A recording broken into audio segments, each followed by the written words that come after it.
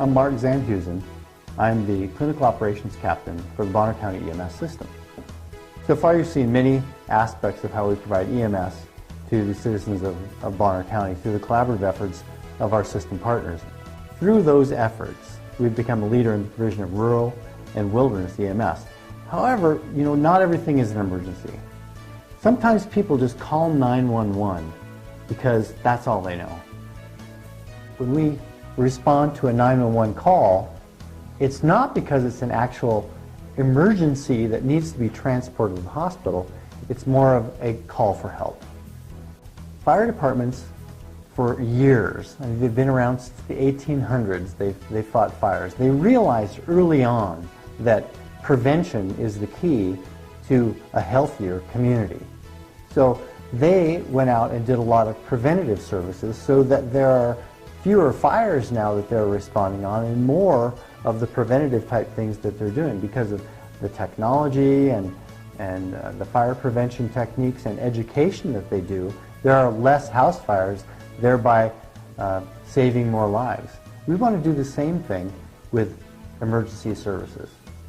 We think that we would love it if we would work ourselves out of a job, that 911 is not our primary, that eventually 911 would not be our primary duty, that more preventative services and keeping the community healthy would be a lot more of what we do. It is our job to respond to 911 calls, but it's also, we believe, our job to do more preventative care and keep the community, thereby keeping the community healthier.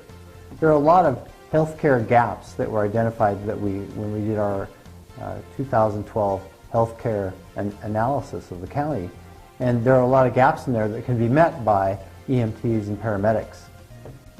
Bonner County EMS has what we call a high acuity level, meaning that the calls that we do, the people are very sick that we go on. So we train all the time to take care of these high acuity calls, but there's a low call volume. We aren't running calls all the time.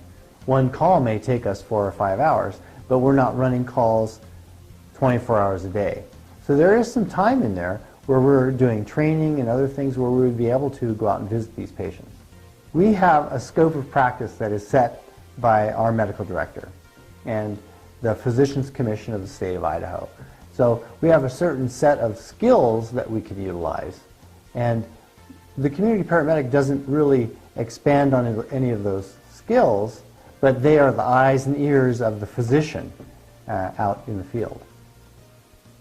So consider Mrs. Jones. Mrs. Jones has got a congestive heart failure problem. She goes into the hospital. She's seen in the hospital and treated in the hospital for about 4 days. She stays in the hospital. She gets better because we have such excellent care here. And then on discharge, she's given 17 different medications and prescriptions, and when you're in the hospital, you just want to get out of there. It's like, I've been here for 3 days, get me out of this place. So they give her the discharge papers and they send her home, and she says, oh yes, I understand everything, I'll just sign these papers, just get me out of here, I want to go home.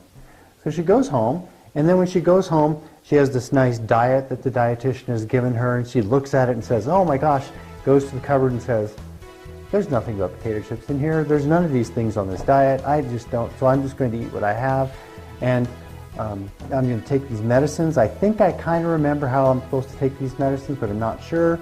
So she takes the medicines like she's supposed to, and 4 days later, she's calling 911 because she can't breathe very well. Her lungs are starting to fill up with fluids, and she's in trouble. So she calls 911. We arrive, red lights and sirens, take care of her.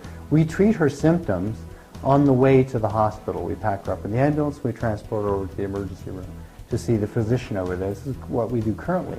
Community paramedicine means that we can do the right thing, what we feel is the right thing for our patients.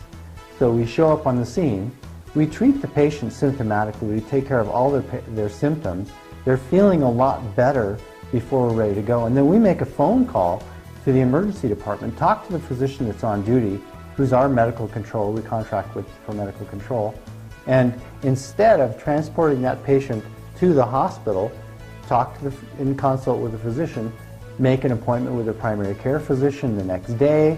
She gets to stay home, thereby avoiding an ambulance trip and a trip to the emergency room. and she sees her primary care physician the next day. One of the things that a community paramedic can do is visit these people in their homes. Paramedics make house calls. We make house calls in EMS all the time. And we could go and visit these patients in their homes and help them better understand their treatment plans that are given to them by the hospital.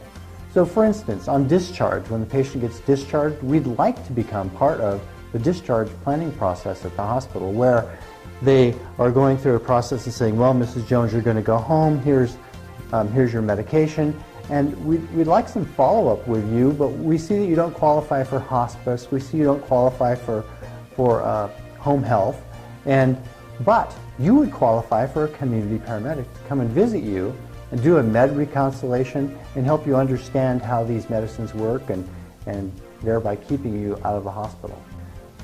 The sweet spot with community paramedicine is that we can hopefully lower the overall cost of your health care in Bonner County. EMS has been an untapped resource for many years.